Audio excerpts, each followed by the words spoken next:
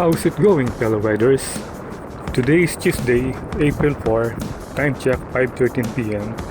So for today's vlog, we're gonna be exploring the roads of Mexico, Pampanga, starting from the Calulot-Panipuan boundary, and we'll pass by to the newly constructed Anao-SanPablo Access Road. So, what are you waiting for? Let's get it on!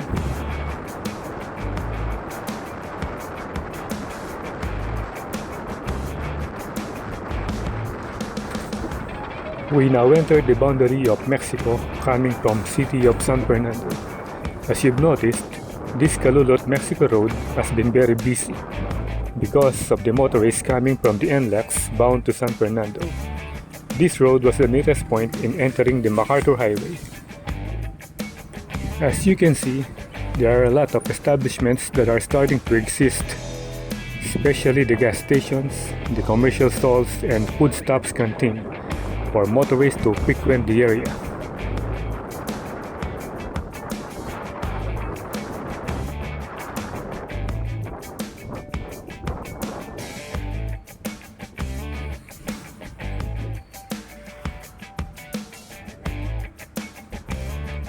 On my left side is the road going to Barangay Panipuan, and we are approaching the bridge.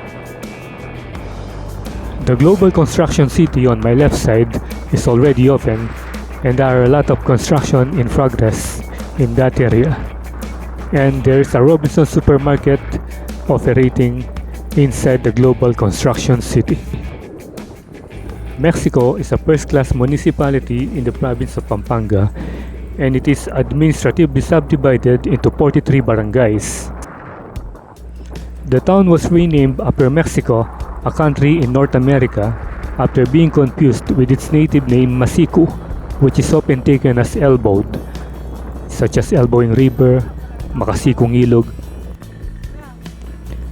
Some theorists attribute the name to siku, an old Kapampangan term for chico or sapodilla, which grew richly in the town.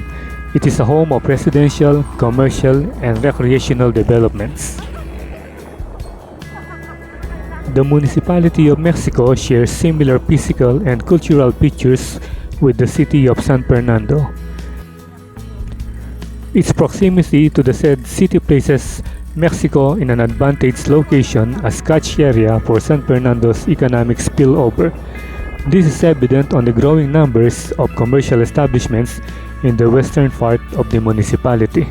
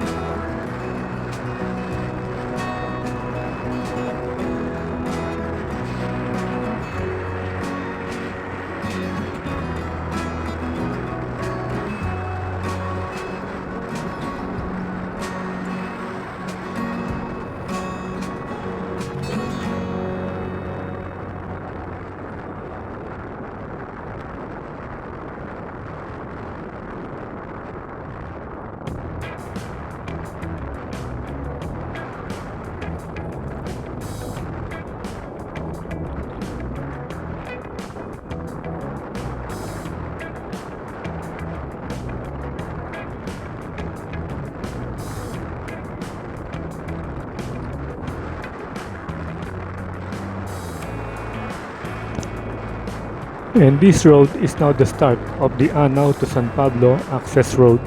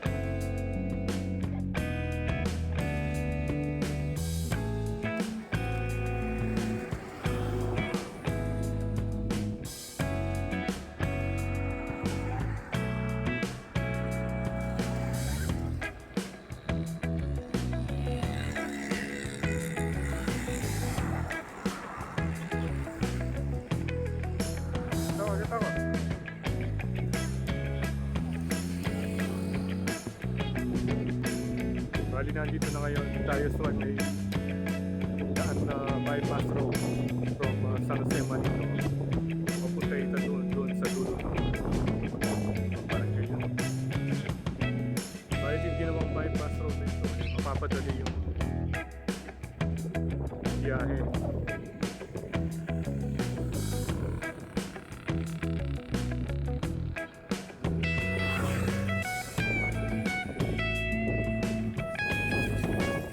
Napansin nyo rin na wala na yung dating malawang na taniman ng tubo rito. Parang gagawin na yata yung subdivision.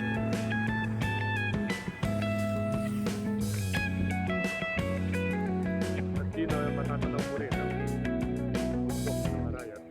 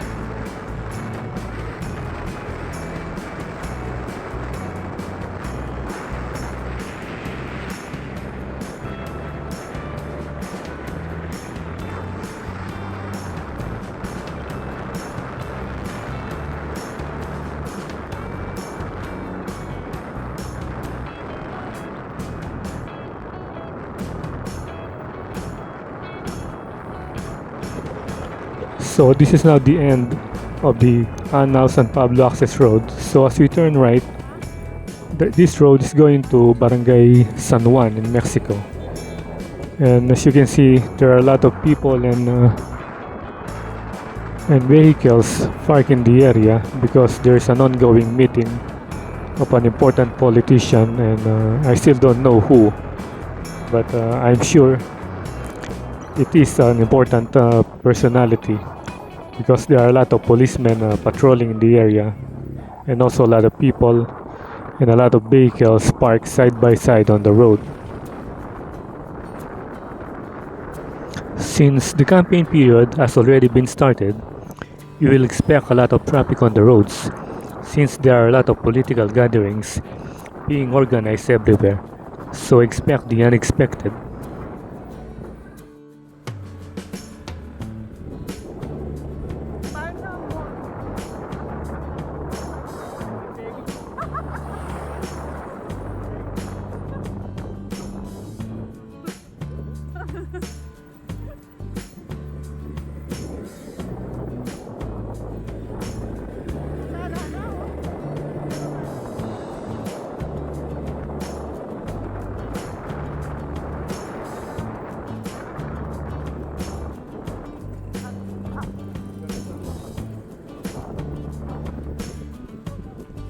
And we are now entering the Barangay San Juan.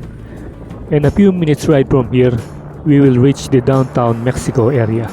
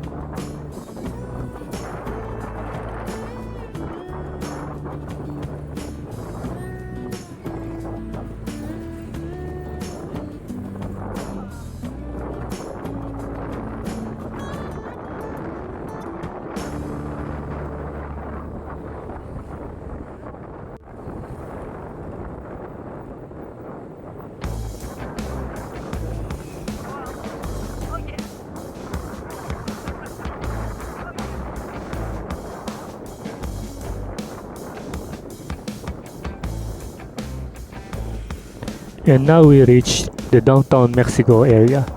So on my right side, it is a shopping mall called Primark.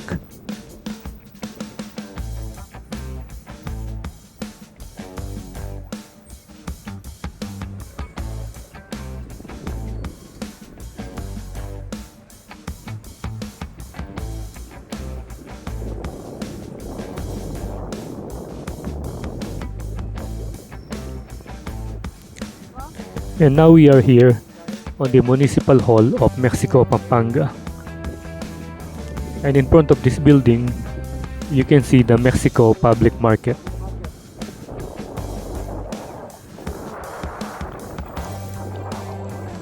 And you can see the newly built bridge on the Jose Abad Santos Avenue.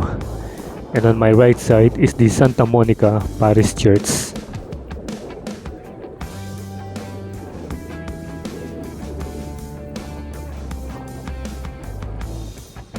During daytime, this area is busy considering there are a lot of major establishments here, and Mexico is really one of the fast progressive town of Pampanga.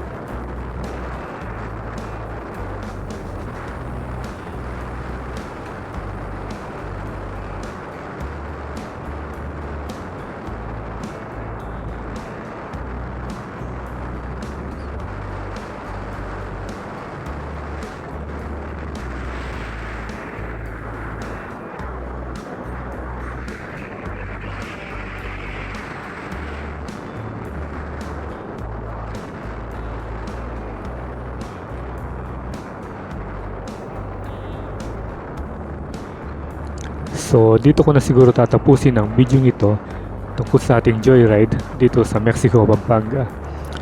Always ride safe, and Perlandas is signing out.